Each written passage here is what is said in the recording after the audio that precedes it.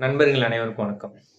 புரட்சி கலைஞர் கேப்டன் விஜயகாந்த் அவர்களோட முதலாவது நினைவு தினம் இன்னைக்கு அனுசரிக்கப்படுது. அதாவது அவர் பெரிய அளவில் நிறைய பேருக்கு உதவி பண்ணியிருக்காரு. அவர் ஒரு பெரிய கொடைவள்ளலாக இருந்திருக்காரு அப்படின்ற மாதிரி நிறைய அவரை பற்றி நம்ம கேள்விப்பட்டிருக்கோம். அவர் இருந்த போதும் எல்லாருக்கும் உதவி செஞ்ச தலைவர். இறந்த பிறகும் அவரோட குடும்பம் நிறைய பேருக்கு உதவி செஞ்சுட்டு இருக்கு அப்படின்ற மாதிரி நிறைய அவரை பற்றி நிறைய கேள்விப்பட்டிருக்கோம். ஸோ அவர் போன வருஷம் இதே தேதியில் இறந்தாரு. ஸோ இறந்ததுக்கப்புறம் அவரோட அலுவலகத்திலேயே அவரை அடக்கம் பண்ணாங்க. அங்கேயே ஒரு நினைவிடம் அவருக்கு அமைச்சிருக்காங்க. ஸோ அதில் நிறைய பேர் டெய்லி போய் சாமி கும்பிட்டுருக்காங்க. ஸோ அதை அதில் நிறைய பேர் போயிட்டு டெய்லி அவருக்கு வணங்கி மரியாதை செஞ்சிட்ருக்காங்க. ஸோ போன வருஷம் இதே நேரம் நான் சென்னையில் ஒர்க் பண்ணிட்டு இருந்தேன். ஸோ அப்போதைக்கு டெய்லி காலையில் ஒரு 6:30 மணி வாக்கில் அந்த அலுவலகம் வழியாக தான் பஸ்ஸில் கிராஸ் ஆகி போவேன்.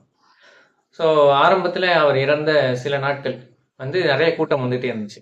நான் என்ன நினச்சேன், சரி ஓகே ஒரு பெரிய நடிகராக இருந்திருக்கிறாரு, நிறைய பேருக்கு உதவி பண்ணியிருக்காரு, நல்ல மனிதராக இருந்திருக்கிறாரு. ஸோ அதனால் ஒரு குறிப்பிட்ட நாட்கள் வரைக்கும் மக்கள் மரியாதை செலுத்துவாங்க. ஸோ அதுக்கப்புறம் என்ன, இது ஒரு 30 நாள் 40 நாள் அப்படின்ற மாதிரி இருக்கும். ஸோ அதுக்கப்புறம் குறைஞ்சிரும் அப்படின்ற மாதிரி தான் நான் எதிர்பார்த்தேன்.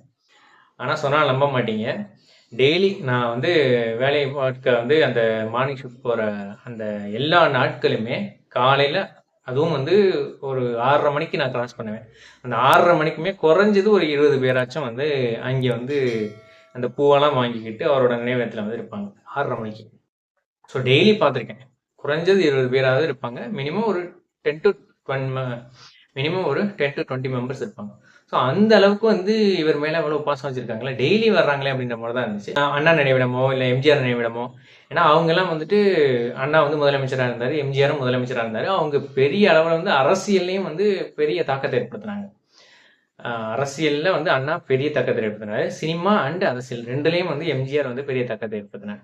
ஸோ அதனால அவருக்கு பெரிய அளவில் ரீச் கிடைச்சது. ஸோ அதனால மக்கள் அப்போலேருந்தே அந்த காலத்துலேருந்தே எல்லாரும் அவர் மேலே அனுபவிச்சதுனால, ஸோ அதை ஒரு முக்கியமான இடம், அதுவும் ஒரு மெரினா பீச் அப்படின்ற ஒரு உலகத்திலே ஒரு முக்கியமான இடத்துல அவங்களோட நினைவிடம் இருக்கிறதுனால எல்லாருமே வர்றாங்க. அதில் கூட்டம் கூடுறதுன்றது இயல்பான விஷயம். ஆனால் இவர் ஒரு நடிகர் தான், ஒரு பெரிய நடிகர். இவரும் அரசியல் எதிர்க்கட்சி தலைவராக தாக்கத்தை ஏற்படுத்தியிருக்காரு. இருந்தாலும் எம்ஜிஆர் அளவுக்கோ அண்ணா அளவுக்கோ இவர் ஒரு தாக்கத்தை ஏற்படுத்தியிருக்கிறாரான்னு கேட்டால் அந்த அளவுக்கு ரீச் சொல்ல முடியாது.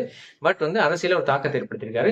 பட் இவர் செஞ்ச உதவிகள் மூலமா மக்கள் கிட்ட பெரிய தாக்கத்தை ஏற்படுத்தியிருக்காரு. அதனாலதான் மக்கள் அவ்வளவு பேர் அவரோட நினைவினத்துல அஞ்சலி செலுத்துறாங்க அப்படின்ற மாதிரி தான் நான் நினைக்கிறேன். எனக்கே ஆச்சரியமா போச்சு. ஏன்னா அரசியல் ரீதியா அவர் எடுத்த சில முடிவுகள் சில நேரம் தப்பா இருக்கலாம். ஸோ பர்சனலாக அவர் நல்ல மனிதர் இல்லை அப்படின்னு சொல்லிட்டு ஒரு ஆள் கூட சொன்னது கிடையாது. அந்த அளவுக்கு ஒரு சிறந்த மனிதராக வாழ்ந்து காட்டியிருக்கிறாரு. அவரோட உடல்நிலை மட்டும் பாதிக்கப்படாமல் இருந்திருந்தா அவர் அரசியலில் ஒரு மிகப்பெரிய சக்தியாக இருந்திருப்பாருன்றதுல எந்த ஒரு சந்தேகமும் கிடையாது. ஸோ எதிர்கட்சி தலைவராக வந்தார். அந்த எதிர்கட்சி தலைவராக அப்போ இருந்த முதலமைச்சர் ஜெயலலிதா அவர்களே சட்டமன்றத்திலே எதிர்த்து பேசுகிற ஒரு தில்லு அவருக்கு மட்டும்தான் இருக்குது அப்படின்னு தான் சொல்லணும். அந்த அளவுக்கு ஒரு தைரியமான ஒரு மனிதர். ஸோ திரைப்படங்கள் மூலமாகவும் அவர் நினைவு கூறப்படுறாரு. திரைப்படங்கள் தாண்டி அவர் செஞ்ச நல்லது மூலமாக தான் அதிகமாக நினைவு கூறப்படுறாரு. இப்போ கூட ரீசெண்டாக ஜீ தமிழில் ஒரு நிகழ்ச்சியில் அந்த மதுரைக்கு பக்கத்தில் 57 பேருக்கு 2 சென்ட்டில் பட்டா கொடுத்துருக்கிறாரு. அதாவது அவரோட இடத்த தானமாக வழங்கியிருக்கிறாரு, அவரோட பூர்வீக இடம். ஸோ அதை மக்களுக்கு தானமாக வழங்கியிருக்கிறாரு. ஸோ அதை விஜயகாந்த் காலனி அப்படின்ற மாதிரியே அவங்க பேர் வச்சு அந்த மக்கள்லாம் அந்த ஒரு சரிகமப்பா அப்படின்ற நிகழ்ச்சியில் வந்தாங்க. ஸோ அந்த அளவுக்கு ஒரு பெரிய உதவும் மனம் படைத்தவர். ஸோ நடிகர் சங்க தலைவராகவும் இருந்து அந்த ஒரு ஆளுமையில் நிறைய விஷயங்கள் சாதித்தவர். ஸோ கலை நிகழ்ச்சியை நடத்தி ஸோ அதுலாம் பல விஷயங்கள் ஷேர் பண்ணியிருக்காங்க. ஸோ அதில் ஒரு பிரச்சனையில் ஒருத்தர் பணம் கொடுக்கல அப்படின்றதுக்காக அவரை சட்டையை பிடிச்சி தூக்கி அப்படியே நிறுத்திட்டாராம். பணம் கொடுக்கலன்னா என்ன ஆவேன்னு தெரியுமான்னு சொல்லிட்டு. ஸோ அந்த அளவுக்கு ஒரு தைரியமான மனம் படைத்தவர். ஸோ எந்த ஒரு விஷயத்தையும் இறங்கி நம்ம செஞ்சு கொடுக்கணும் அப்படின்றதுல முதல் நாளாக நிற்பவர் கேப்டன் அப்படின்னு சொன்னால் அது மிகையாகாது. ஸோ நடிகர் சங்க தலைவராக இருந்து அந்த சங்க கடனையும் அடைச்சு அதுலேயும் தன்னை நிரூபித்தவர். அதுக்கப்புறம் கட்சி ஆரம்பித்து முதல் மாநாட்டிலே ஒரு உலக சாதனை படைக்கிற அளவுக்கு வந்து ஒரு கூட்டத்தை காமிச்சு நிரூபிச்சவர். ஸோ அதுக்கப்புறம் வந்துட்டு முதல் எலெக்ஷன்லேயே வந்துட்டு எம்எல்ஏ ஆனவர். ஸோ அடுத்த எலெக்ஷனில் வந்துட்டு எதிர்க்கட்சி தலைவர் ஆனவர். இந்த மாதிரி வந்து அரசியலில் குறிப்பிட்ட காலத்தில் வந்து மிகப்பெரிய வளர்ச்சி அடைஞ்சவர். இன்னைக்கு அவரோட நினைவு நாள்.